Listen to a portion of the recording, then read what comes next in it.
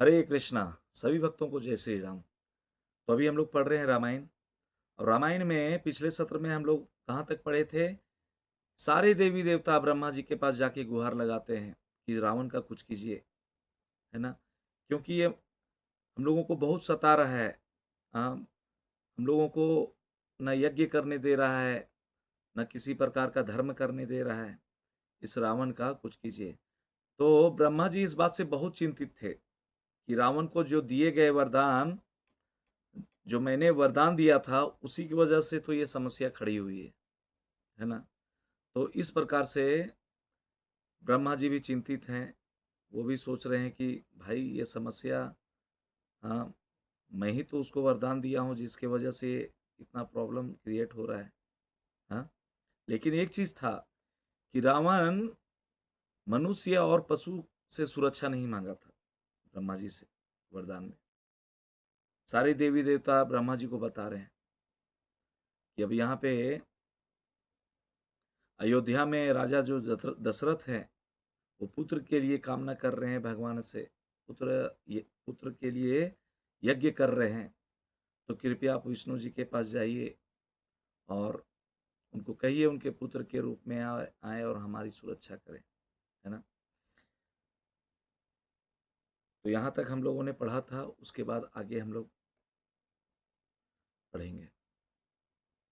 ओम अज्ञानतिमिरन्धस्य ज्ञानञ्जनशलाकया चक्षुरुन्मिलितं येन तस्मै श्रीगुरुवे नमः। नमो ओं विष्णुपदाय कृष्णपृष्ठाय भूतले श्रीमते भक्तिवेदान्त स्वामिनिति नामिने। नमस्ते सरस्वती देवे गौरवाणी प्रचारिणे निर्विशेषशून्यवादी पाश्चात्य देशतारिणे। जय श्री कृष्ण चैतन्य प्रभु नित्यानंद श्री अद्वैत गदाधर श्रीवासादि गौर भक्तवृंद। हरे कृष्णा कृष्ण कृष्ण हरे हरे, हरे राम राम राम हरे हरे। त्वमेव माता च पिता त्वमेव, त्वमेव बन्धु च सखा त्वमेव, त्वमेव विद्या द्रविणं त्वमेव, त्वमेव सर्वं मम देव देव। यावर रामचंद्र की जय। हालांकि रावण को मनुष्य द्वारा मारा जा सकता था, लेकिन देवता जानते थे कि कोई साधारण मनुष्य उसे नहीं मार सकता रावण को। यह केवल सर्वशक्तिमान विष्णु ही कर सकते थे, यदि वे मनुष्य रूप में पृथ्वी पर प्रकट होते तो, है ना? और यही आदर्श अवसर था। पृथ्वी के सम्राट दशरथ विष्णु से एक शक्तिशाली पुत्र की कामना कर रहे थे। निस्संदेह भगवान दशरथ के परिवार में प्रकट होने के लिए तैयार हो जाते, विशेषकर यदि विष्णु के भक्त सेवक ब्रह्मा भी उनसे प्रकट होने की प्रार्थना करते। हाँ, ये सारी देवी देवता आपस में चर्चा कर रहे हैं। हाँ, जो भगवान के बोलते हैं भक्त, जो सेवक हैं, ब्रह्मा भी अगर प्रार्थना करते तो वो प्रकट हो जाते। ब्रह्मा ने देवताओं के अनुरोध को स्वीकार कर लिया। इतना कुछ निवेदन से फिर वो स्वीकार कर लिए कि भगवान के प्रकट होने का समय आ गया है। ब्रह्मा जी ध्यान में बैठे ब्रह्मा अपने हृदय में भगवान का चिंतन कर रहे थे। उसी क्षण विष्णु आकाश में प्रकट हुए।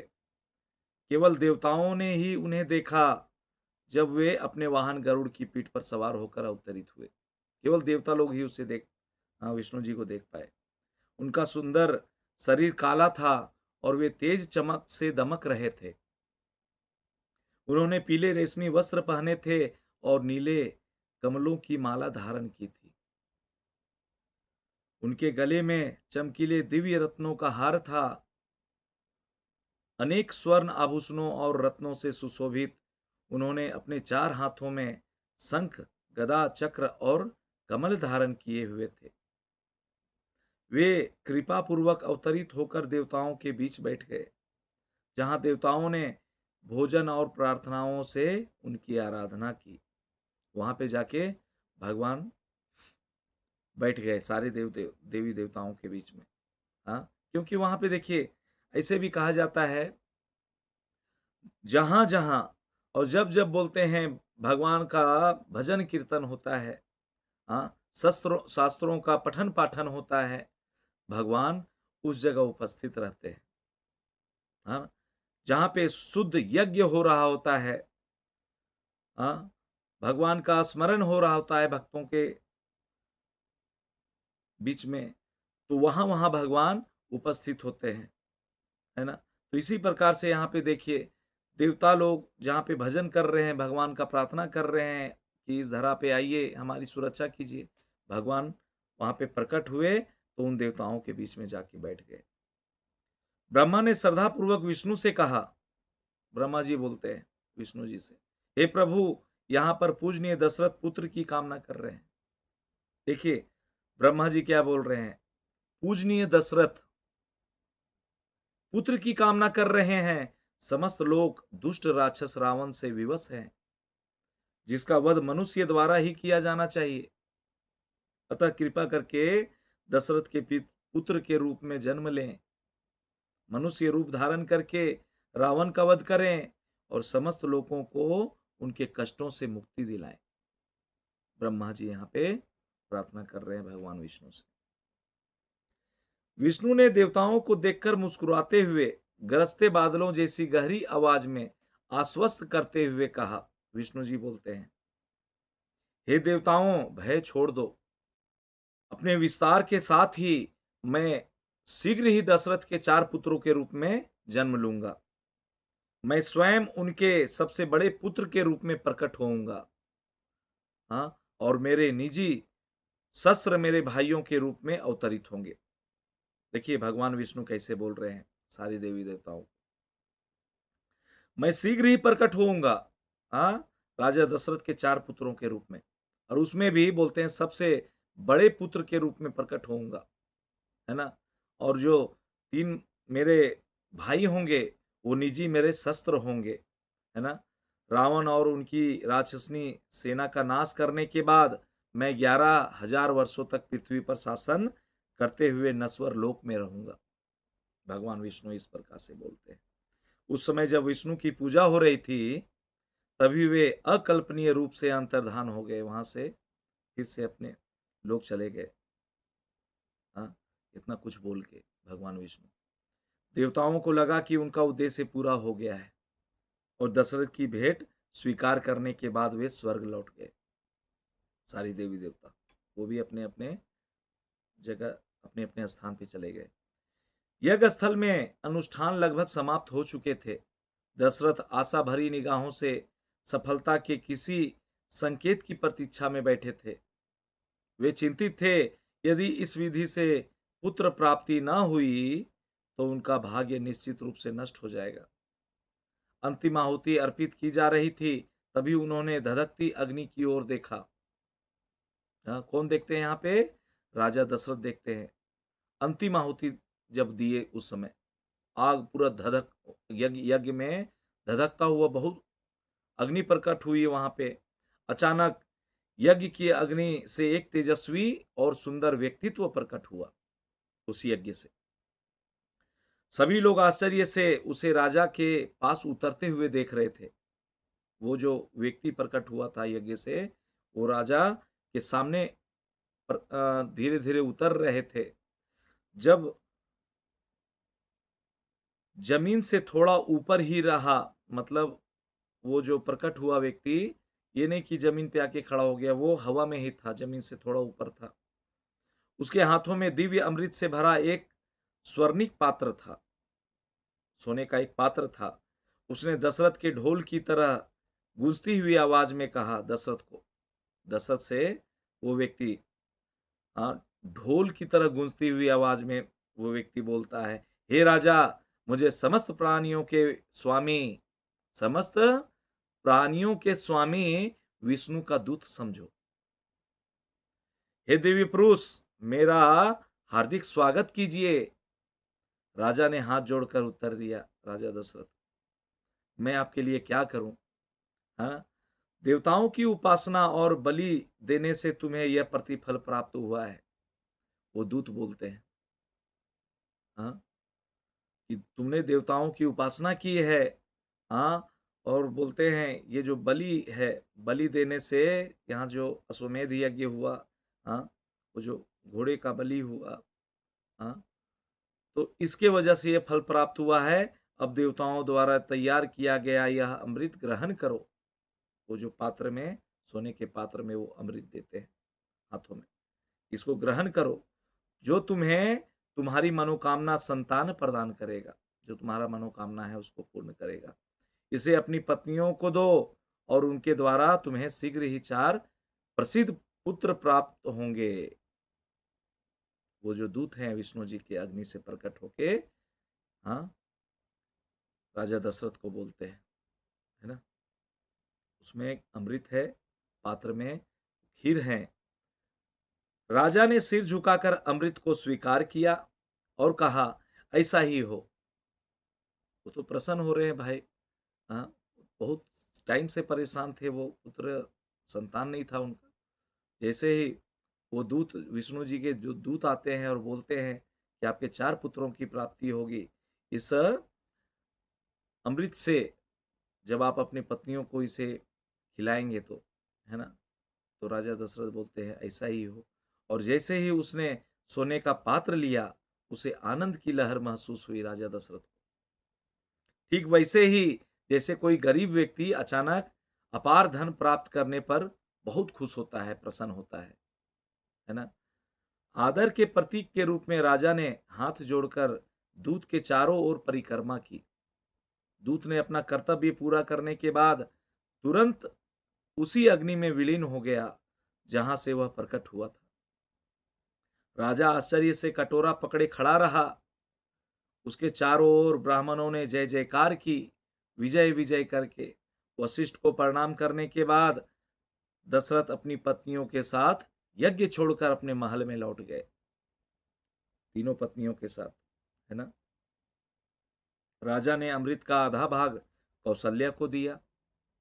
वो जो अमृत था, आधा भाग कौशल्या को दे दिया, और शेष जो आधा भाग बचा था वो अपनी छोटी पत्नी कैकेयी को और दूसरी सुमित्रा को, दोनों पत्नियों को आधे में आधा आधा बांट के दे दिया। हाँ, और ये जो कैकेयी थी राजा दशरथ को विशेष प्रिय थी, है ना। तो ये अमृत को इसी प्रकार तीनों पत्नियों में राजा दशरथ ने बांटा, आधा कैकेयी को और आधे में ये दोनों पत्नियों को, कैकेयी और सुमित्रा को। सम्राट की सभी कुलीन पत्नियां सम्मानित महसूस कर रही थी उस टाइम, और उन्होंने तुरंत अमृत ग्रहण किया। थोड़े ही समय में उन्हें अपने भीतर शक्तिशाली संतान की उपस्थिति का एहसास हुआ। तुरंत अमृत ग्रहण किया और कुछ ही समय में, हाँ, अपने गर्भ में उन्होंने, तीनों पत्नियां महसूस करती हैं कि हमारे गर्भ में लगता है कोई शक्तिशाली, हाँ, संतान आ चुका है। गर्भ में पल रहे बच्चों की दिव्य ऊर्जा से उनका मन प्रसन्न हो गया और वे आनंदित हो उठे। अंततः अपनी मनोकामना पूरी कर चुके दशरथ स्वर्ग में देवताओं के राजा इंद्र के समान प्रसन्न हुए। जैसे ये तीनों रानियां उनके जाते हैं और जाके राजा दशरथ को बताती हैं, राजा दशरथ, राजा इंद्र के समान बहुत खुश हुए, हाँ, प्रसन्न हुए। आगे कहते हैं कि दशरथ के परिवार में अवतार लेने का निश्चय करके विष्णु ने देवताओं को बुलाया और उन्हें आदेश दिया। विष्णु जी सारे देवी देवताओं देवताओं को बुलाते हैं और उनको आदेश देते हैं, शीघ्र ही मेरा पृथ्वी पर आगमन होगा। विष्णु जी बोलते हैं, आप सभी की सहायता से मैं दुष्ट रावण का नाश करूंगा।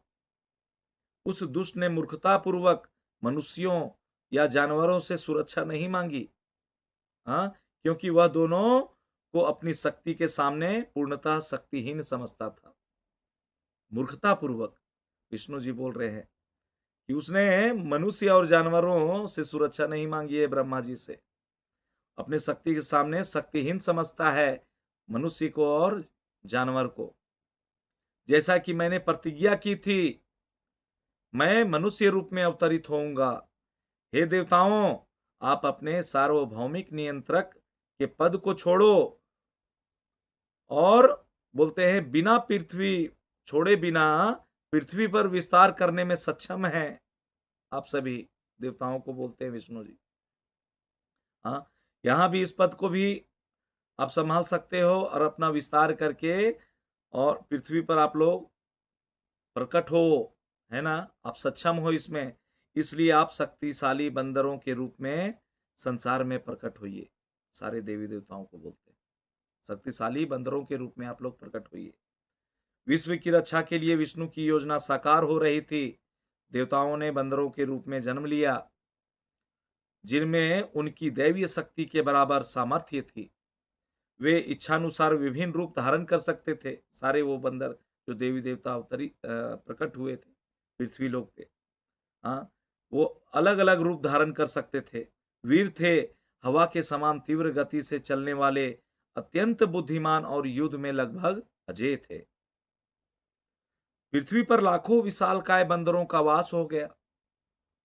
हाँ, सारे बंदर भगवान विष्णु के कहने पे सारे देवी देवता बंदर के रूप में प्रकट हुए हैं। पृथ्वी पे बोलते हैं लाखों विशालकाय बंदरों का वास हो गया, जो देवताओं की इच्छा के अनुसार जन्म लेते ही बड़े हो जाते थे, है ना? शेरों और बाघों के समान अभिमानी और बलवान, वे जोर से दहाड़ते और निर्भय होकर उछल कूद करते थे। उनका नेतृत्व इंद्र के विस्तार वाले और सूर्य के विस्तार सुग्रीव करते थे। उनका नेतृत्व, उनके जो सारे जो बंदर थे, सबके लीडर सुग्रीव थे। दिखने में भयानक, वे पहाड़ियों की चोटियों पर झुंड बनाकर रहते थे और घने जंगलों में बसे हुए थे। जब वे एक साथ आते थे, तो वे पृथ्वी की सतह पर घूमते बादलों के समूह की तरह दिखाई देते थे। जब एक साथ आते थे तो बादलों के समय समान दिखाई देते थे, विशाल, है ना? तो इस प्रकार से यहाँ पे स्वयं विष्णु जी आदेश देते हैं सारे देवी देवताओं को, और सारे देवी देवता बंदर के रूप में पृथ्वी पर घने जंगल में पहाड़ों के ऊपर चोटियों में प्रकट होते हैं, उछल कूद करते हैं। तो समय हो चुका है, आज हम लोग यहीं पे रुकेंगे। अब आगे कल हम लोग पढ़ेंगे भगवान राम का जन्म, है ना? हरे कृष्णा। वाञ्छाकल्पतरुभ्यश्च कृपा सिन्धुभ्य एव च पतितानां पावनेभ्यो वैष्णवेभ्यो नमो नमः। अनंत कोटि वैष्णव वृंद की जय। जगत गुरु श्रील प्रभुपाद की जय। निताई गौर प्रेमानंदे। हरि हरि बोल। सभी भक्तों को जय श्री राम।